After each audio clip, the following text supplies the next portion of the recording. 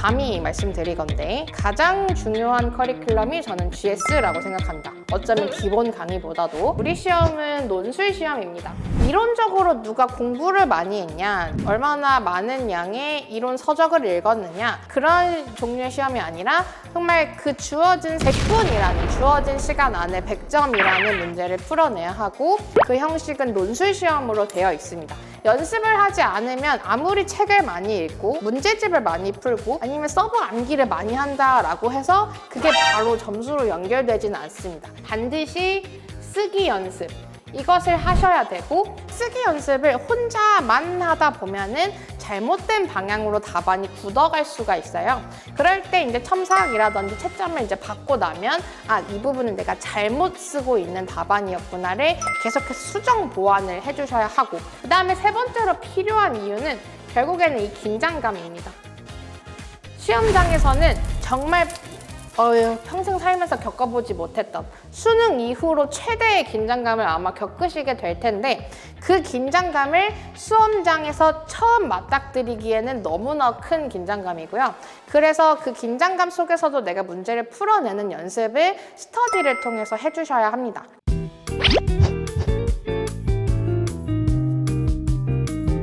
네, 안녕하세요. 실무 강사 황연아 평가사입니다.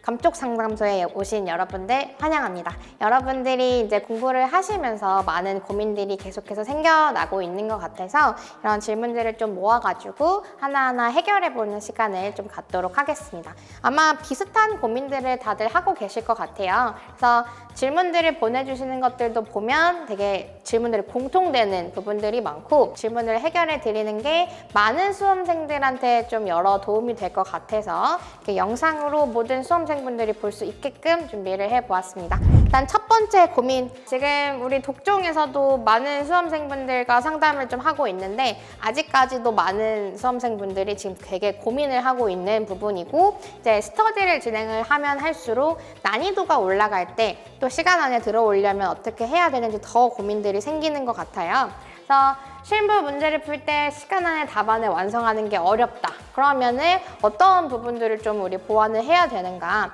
시간 안에 들어오려면 어떻게 좀 풀어내야 되는가, 이런 것들이 많이 고민이 되시죠. 그래서 일단 실무 문제는 세 단계로 좀 이루어지죠. 첫 번째로는 문제 분석의 단계가 있고요. 그 다음에 문제 분석이 끝나고 나서는 답안 작성을 하죠. 그리고 이제 마무리로 계산기를 치고 이제 마무리를 짓게 됩니다. 그래서 일단 실무에 시간이 부족하다라고 한다면 어느 단계에서 시간이 부족한지를 우선적으로 본인이 체크를 하셔야 합니다. 문제 분석 어떻게 체크를 하느냐? 스터디를 보실 때 1번 몇 분, 2번 몇 분, 3번 몇 분, 4번 몇 분, 요거 총 시간만 체크를 하는 게 아니라 각 단계에서 몇 분의 시간이 들어가는지부터 확인을 하셔야 합니다. 그래서 40점짜리 문제를 기준한다라고 했을 때 우리 40점은 55분 내지 50분에서 55분 정도의 시간을 들여서 푼다라고 하는데, 문제 분석이 15분 정도의 시간, 그 다음에 답안 작성이 한 25분, 이 정도의 시간이 들어가고요. 계산기 치고 이제 마무리를 하는 시간이 10분, 길어야 10분. 그러니까 얘가 한 30분 정도까지는 가도 괜찮아요. 문제 오래 걸리는 거라면. 그래서 이 정도의 시간 배분이 들어가 주어야 되는데, 내가 스터디에 들어가서 시간 체크를 해봤는데 문제 분석이면 20분, 25분. 답안 작성이 오래 걸린다. 계산기가 오래 걸린다. 내가 어느 부분에서 지금 시간이 오래 걸려서 시간 안에 못 들어오고 있는지를 확인을 하셔야 합니다.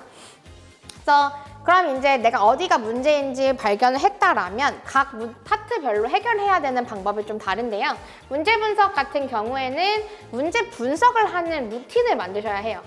내가 3방식이면 3방식, 비가치면 비가치. 각각의 이제 문제들 파트에서 3방식에서는 어떤 순서대로 자료를 보고, 그 다음에 어떤 순서대로 자료를 배치를 할 거고, 어디에다가 내가 자료를 흩어져 있는 정보들을 모을 것인지, 그리고 어디에다가 좀 과목차를 잡을 것인지, 이렇게 다 루틴하게 돼야 되는데, 문제 분석을 좀 중구난 방식으로 하면 이거 봤다가 저거 봤다가 또 이것도 봤다가 하면은 이제 시간이 오래 걸리는 거라서 루틴을 만들어 주셔야 되고, 이거는 제 쪼랩 강의라든지 퀀텀 강의, 요 강의들, 문제풀이 강의들 또는 이제 김상학 평가사님 기출 강의, 이런 문제풀이 강의들을 통해서 문제를 푸는 순서를 좀 따라해 보시려고 하시면 좋을 것 같습니다. 그래서 루틴을 반드시 만드셔야 하고, 그 다음에 답안 작성이 오래 걸린다. 답안 작성이 오래 걸리는 거는 왜 그러냐면 얘가 지금 목차가 체계화가 안 돼서 그래요. 체화가. 목차가 체화된다라고 하는 것은 내가 백지에다가 3방식이다라고 했다면 정말 나올 수 있는 모든 목차를, 제가 기본 입문 강의의 중간에 3방식 정리할 때 했던 것처럼, 칠판에 와다다다다다 썼던 것처럼 여러분들도 그걸 할 수 있어야 합니다. 그게 목차가 내게 되면, 그러면 이제 자유자재로 뭐 무슨 방법을 쓴다 그러면은 이제 공시지가 기준법 쓴다, 표시지계그다, 그 다음에 뭐 수익환원법이다, 일기 현금 흐름 산정하고, 그 다음에 현금 흐름표 작성하고, 기말 복귀가액 산정하고, 수익가액을 낸다. 이런 일련의 흐름이 나한테 되게 자연스럽게 나와야 되는데, 목차가 체화되어 있지 않으면 이게 손이 계속 멈칫멈칫합니다. 공시지가 기준법 하는데 그 다음에 뭐 해야 되지? 그 다음에 이제 수익환원법 갈 건데 또 그 다음에 뭐 해야 되지? 이렇게 멈칫멈칫하면서 고민을 하는 시간이 길어지면 문제 분석 시간이 길어질 수밖에 없습니다. 답안 작성 시간이. 그럼 이거 어떻게 보완해야 되느냐? 목차를 일단 암기를 하셔야죠. 3방식에서는 어떤 목차, 비가치는 어떤 목차, 보상에서는 어떤 목차가 나온다. 이런 것들을 일단 기본적으로 목차는 암기를 해 주셔야 되고, 그 다음에 그걸 이제 답안에 적용을 해 주셔야 합니다. 계산기가 느린 거면 계산이 복잡한 문제, 한 3문제 정도를 잡아서 이걸 계속 돌리세요. 계산기 제대로 값 나올 때까지. 계산기가 빨라져야 되는데 그럼 계산기도 사실 연습을 해야 합니다. 근데 평소에 공부를 할 때 뭐 계산은 맞겠지? 산식 맞았으면 맞지 뭐 이렇게 하면서 넘어가면 계산기 연습이 하나도 안 돼요. 그래서 평소에 공부하실 때도 계산기까지 제대로 치는 연습을 하셔야 계산기도 실력이 늘어납니다. 그래서 각각의 파트마다 내가 부족한 걸 고민을 하고 공부를 해주시면 해결이 될 것 같습니다. 그리고 이게 어느 정도 되고 나서는 이제 의도적으로 내가 100분 안에 풀려고 해야 돼요. 그냥 여러 번 풀면 되겠지? 하지 않습니다. 의도적으로 시간을 좀 단축시키려고 생각을 하시고 의식적으로 그러려면 답안 작성에서 좀 줄여야 되는 게 있진 않나, 이런 것들을 고민을 해주셔야 합니다. 전략적으로 좀 GS를 받아들이려고 하셔야 되는 거고, 이 정도 보면 될 것 같고요. 2차 과목에는 우리 전부 다 실무, 이론, 법규 전부 다 4문제로 구성이 되어 있습니다. 40점, 30점, 20점, 10점 이렇게 이제 구성이 되어 있는데 어떻게 시간을 배분할까? 이게 이제 GS를 하시면서 고민이 되시는 것 같은데 이거는 일률적인 순서라는 건 없어요. 그래서 항상 내가 4문제, 1번, 2번, 3번, 4번 4문제를 맞닥뜨렸을 때 실무도 그렇고 이론도 그렇고 법규도 그렇고 이 4문제 중에 내가 잘할 수 있는 것과 못할 것 같은 것을 일단 구분을 하셔야 합니다. 그러면 잘할 수 있는 거를 우선순위로 배치를 하고요. 못할 것 같은 거를 후순위로 배치를 합니다. 그게 이제 1, 2, 3, 4번의 문제 배분이고요. 일단 순서는 그렇게 배치를 하고 나서 시간 배분도 똑같아요. 잘할 수 있는 게 있고 모르겠는 게 명확히 있다라고 한다면 얘는 그냥 남는 시간 10분? 이 정도의 시간에 그냥 개념만 조금 쓰고 넘어가야 되는 거고 나머지 90분의 시간을 잘할 수 있는 문제에다가 배치를 해주셔야 되는 거고 근데 잘할 수 있는 것과 못할 수 있는 게 아예 모르겠는 정도는 아니고 풀 수는 있다. 그런 경우에는 얘한테도 뭐 한 20분 정도의 시간을 줘야겠죠. 그럼 이제 남은 80의 시간을 줘야 되는 거고 이렇게 1, 2, 3, 4번 시간 배분과 순서의 문제는 항상 똑같이 가는 게 아니라 내가 문제를 딱 받았을 때 1, 2, 3, 4번을 훑어보고 잘할 수 있는 거, 못할 수 있는 거 잘하면 얼마나 잘할 수 있는지 못하는 건 또 얼마나 모르는지를 판단을 해서 시간을 배분을 해주셔야 합니다. 실무, 이론, 법규, 기출문제를 풀면서 서브노트를 보완하는 방법으로 공부하는 방법이 괜찮을까요? 라는 질문을 주셨습니다. 일단 당연히 이 방법은 좋죠. 기출문제를 많이 풀어보는 건 일단 무조건 좋고요. 특히 이론, 법규 같은 경우도 실무처럼 많이 써봐야지 느는 파트들이어서 기출문제를 많이 회독해 주시는 게 좋은데 마냥 회독만 하고 틀린 거 보완도 안 하고 뭐 요약 정리도 안 하고 아니 오답노트도 안 하고 그래 버리면 다음 회독 때 틀린 걸 또 틀리겠죠. 그래서 기출문제 한 회독 문제 풀어보시고 잘 몰랐던 거 실무에선 틀린 거 오답 정리해 주시면서 서브에다 단거나 해주시고요. 이론 법규도 마찬가지로 몰랐던 게 있었다라고 한다면 다시 한번 좀 암기를 해보시고 다시 한번 암기하고 아니면 아예 서브에 없었던 내용이다라고 한다면 포스트잇의 형식으로 좀 추가를 해주는 방식으로 활용하시면 좋을 것 같습니다. 당연히 좋아요. 그래서 기출 보고 그 다음에 서브에 단거나 하시는 방향으로 가주시면 좋을 것 같습니다. 네, 다음 질문 또 해결해 보겠습니다. 기출 문제를 풀면서 목차 잡는 연습을 하려고 하는데 이렇게 공부해도 괜찮을까요? 라는 질문입니다. 이거는 좀 좋은 방법은 아니에요. 왜 그러냐면 기출 문제를 풀면서 목차 잡는 연습을 한다고 하신다라는 건 결국에는 문제를 끝까지 풀진 않고 목차만 잡아보겠다라는 그런 질문인 것 같은데 일단 실무 이론 법규 일단 다 안 되는데 좀 이유가 달라요. 실무가 안 되는 건 목차만 잡아서는 시간 내 푸는 연습, 감 이런 게 전부 다 떨어져 버린다. 실무는 내용적으로 아는 것도 중요하지만 정말 기술적으로 100분 안에 풀어낼 수 있는 지구력도 중요한데 그게 한 일주일만 안 풀어도 확 감이 떨어져 버리거든요. 그래서 한 번 떨어진 감을 다시 올리기는 또 쉽지 않기 때문에 실무는 그래서 안 돼요. 목차만 잡는 건. 그래서 문제 분석, 답안 작성, 계산기 하는 것까지 한세 풀세트로 좀 해주시고요. 그 다음에 이론 법규. 이론은 조금 세모 있긴 합니다. 사실 이론은 목차를 잡았다면 그 안에 들어가는 내용은 알고 있다라는 게 정설입니다. 그래서 목차 잡았으면 이론은 끝나는 그런 과목인데 그래도 아예 목차만 잡는 공부만 하는 건 좋지 않은 게 우리 어쨌든 이론도 100분이란 시간 안에 16페이지 내지 18페이지의 분량을 채워 넣어야 돼요. 근데 그것도 평소에 연습을 하지 않으면 생각보다 손이 나가지 않습니다. 그래서 무조건 목차만 잡는 공부만 하는 건 좋지 않고 이론도 좀 써보는 연습이 필요하고요.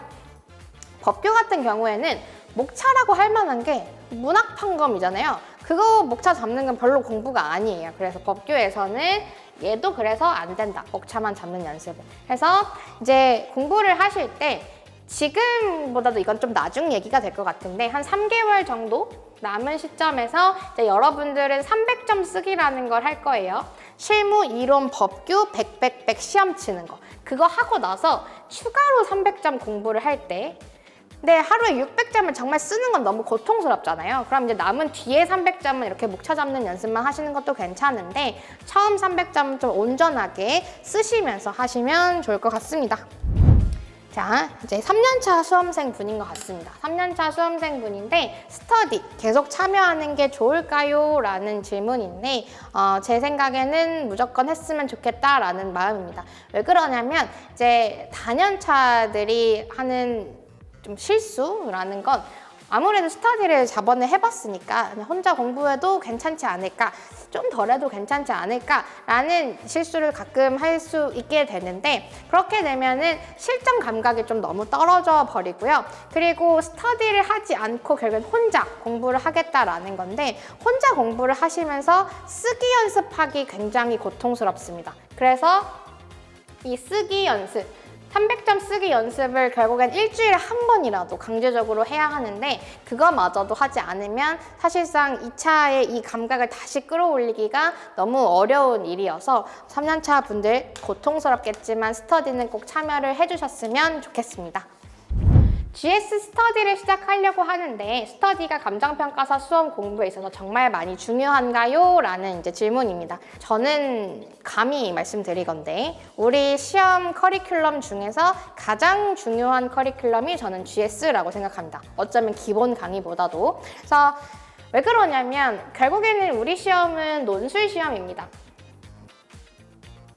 이론적으로 누가 공부를 많이 했냐, 누가 얼마나 많은 양의 이론 서적을 읽었느냐, 그럼 아니면 또는 우리 논문을 제출한다거나 그런 종류의 시험이 아니라 정말 그 주어진 100분이라는 주어진 시간 안에 100점이라는 문제를 풀어내야 하고 그 형식은 논술 시험으로 되어 있습니다. 그거는 연습을 하지 않으면 아무리 책을 많이 읽고 문제집을 많이 풀고 기본서를 많이 읽고 아니면 서브 암기를 많이 한다라고 해서 그게 바로 점수로 연결되지는 않습니다. 그것과 함께 반드시 쓰기 연습 이것을 하셔야 되고, 그 다음에 또 쓰기 연습을 혼자만 하다 보면은 잘못된 방향으로 답안이 굳어갈 수가 있어요. 그럴 때 이제 첨삭이라든지 채점을 이제 받고 나면 이 부분은 내가 잘못 쓰고 있는 답안이었구나를 계속해서 수정 보완을 해주셔야 하고, 그 다음에 세 번째로 필요한 이유는 결국에는 이 긴장감입니다. 시험장에서는 정말 평생 살면서 겪어보지 못했던 수능 이후로 최대의 긴장감을 아마 겪으시게 될 텐데, 그 긴장감을 수험장에서 처음 맞닥뜨리기에는 너무나 큰 긴장감이고요. 그래서 그 긴장감 속에서도 내가 문제를 풀어내는 연습을 스터디를 통해서 해주셔야 합니다. 그래서 반드시 GS는 참여를 해주시는 것을 권장을 드립니다. 스터디를 시작하기 위해서 2차 과목 강의를 모두 수강을 하고 기본 베이스를 다지고 시작해야만 효과가 있나요? 라는 질문입니다. 아마 이 질문의 취지 자체는 공부를 4월 딱 커리큘럼 시작할 때 시작하신 게 아니라 조금 늦게 시작을 하셔서 아직 기본 강의 수강이 끝나지 않았고 기본 베이스가 좀 다져지지 않은 것 같은데 GS가 이미 시작해버린 경우일 것 같아요. 이 경우에 GS를 해야 되긴 할 것 같은데 나는 아직 좀 준비가 안 된 것 같아서 GS를 해도 되나? 말아야 되나? 라는 고민으로 이런 질문을 주신 것 같은데, 당연히 결국엔 스터디라는 것도 시험을 치는 형식이다 보니까 당연히 기본 베이스가 만들어지고 나서 들어오는 게 좋기는 합니다. 하지만 어쨌든 스터디라는 거는 총 40회라는 한정된 횟수밖에 없는데 아직 준비가 되어 있지 않다라고 해서 그 기회들을 빠르게 소진해버리는 거는 좀 너무나도 아까워요. 그래서 아직 기본 베이스가 다져지지 않은 분들이 GS 커리큘럼이 이미 시작을 해버렸다면 GS의 진도에 맞춰서 매 평일 월요일부터 금요일까지는 GS를 위한 공부를 해주시고, 그 다음에 이제 토요일에 내가 공부한 것들이 괜찮았는지 확인을 받는 일주일의 커리큘럼을 가져가시는 게 어떠실까 싶습니다. 그래서 그냥 매주 토요일에 GS를 준비하기 위한 공부를 해나간다라고 생각하시면 될 것 같습니다. 그래서 그렇게 살다 보면은 1기가 끝나고 나면 한 바퀴를 돌고 났겠죠. 그럼 1기 동안에 한 바퀴를 도는 동안에 실무 이론 법규 기본적인 게 어느 정도 좀 쌓이겠죠. 그런 과정을 계속 반복하다 보면은 어느새 기본 베이스가 좀 올라와 있을 겁니다. 그래서 난 아직 준비가 안 됐어. GS는 나중으로 너무 미루려고 하지 마시고 그냥 같이 병행해 주시는 게 좀 더 효율적인 방법일 것 같습니다. 2차 서브 노트를 만들려고 하는데 꼭 포함해야 하는 필수 항목 같은 게 있는지 궁금합니다. 아마 서브를 혼자 스스로 만들려고 하시는 것 같은데 그런 경우에는 좀 빼먹는 부분이 생길 수가 있어요. 그럴 때는 기존에 있는 서브를 활용을 해주시는 게 사실 좋습니다. 기존 서브라고 하면 우리 실무에서는 노트 교재가 있죠. 제가 인문 강의 때 교재로 사용을 했었던, 그리고 이론 법규에 대해서는 강사별 서브 교재가 있을 겁니다. 그래서 이걸 활용을 하세요. 이걸 너무 처음부터 새롭게 만들려고 하면 시간도 좀 오래 걸리고요. 그리고 그 서브가 정확한 내용을 담고 있다라는 것도 보장하기가 어렵습니다. 내가 잘못된 내용을 넣을 수도 있고 필요한데 빠지는 내용이 있을 수도 있고. 그래서 얘네들을 이제 활용을 하시고 추가적으로 GS 아니면 기출 강의 이런 걸 들으면서 추가로 배우게 된 것들은 포스트잇에다가 정리해서 그 쟁점 옆에다가 붙여주시면 됩니다. 그게 이제 서브고 단권화 과정이에요. 그래서 너무 이제 기존에 없던 거를 새롭게 만들려고 하시지 마시고요. 기존에 있던 것들을 좀 활용해서 그렇게 하면 빠지는 내용이 없겠죠. 이건 저희가 교재라고 만들어 놓은 거니까. 그래서 그렇게 활용을 하시는 게 좀 좋을 것 같습니다. 더 필요하다라고 한다면, 내가 뭔가 하나를 만든다고 한다면 기본서의 목차 요거를 활용하시는 것도 괜찮습니다. 근데 굳이 필요하다라고 생각하지는 않는데 있는 것들 활용하시는 게 가장 좋을 것 같습니다. 그래서 이 정도까지 보시면 여러분들이 지금 시기에 좀 2차 관련돼서 고민하고 있으신 것들을 많이 다뤄본 것 같습니다. 가장 많이 이제 궁금해하시는 건 아무래도 GS를 하고 있다 보니 GS를 어떻게 활용을 할 것인가, 그리고 이제 지금 시간 안에 문제가 지금도 좀 잘 안 들어오는데 이런 것들을 어떻게 해결해야 될까, 그리고 이제 아무래도 서브를 만들어야 된다 이런 얘기가 많이 들려오니까 서브는 또 어떻게 만들어야 되는지 이런 게 이제 공통적인 질문이었던 것 같은데, 제가 이번 시간을 통해서 드린 말씀으로 조금 해소가 되었으면 좋을 것 같고요. 네, 지금까지 여러분들이 이번 달에 보내주신 여러 질문들, 고민들 같이 해결을 해봤는데요. 그 밖에 좀 해결되지 않는 게 있다면 저한테 다시 또 카톡으로나 전화로나 문자로나 또는 학원에 오셔서 요청을 하시면 제가 성심성의껏 답변 드리도록 하겠고요. 그리고 이제 이 감독상담소 다음 달에 또 진행을 할 겁니다. 여러분들이 이번 달에 12월 동안에 이제 또 질문을 여기 접수 통해서 보내주시면 그것도 질문 다 모아서 다음 달에 또 제가 감쪽 상담소로 찾아뵙도록 하겠습니다. 네, 들어주신 여러분들 감사하고요. 또 다음 달에 다양한 고민으로 만나보도록 하겠습니다. 감사합니다.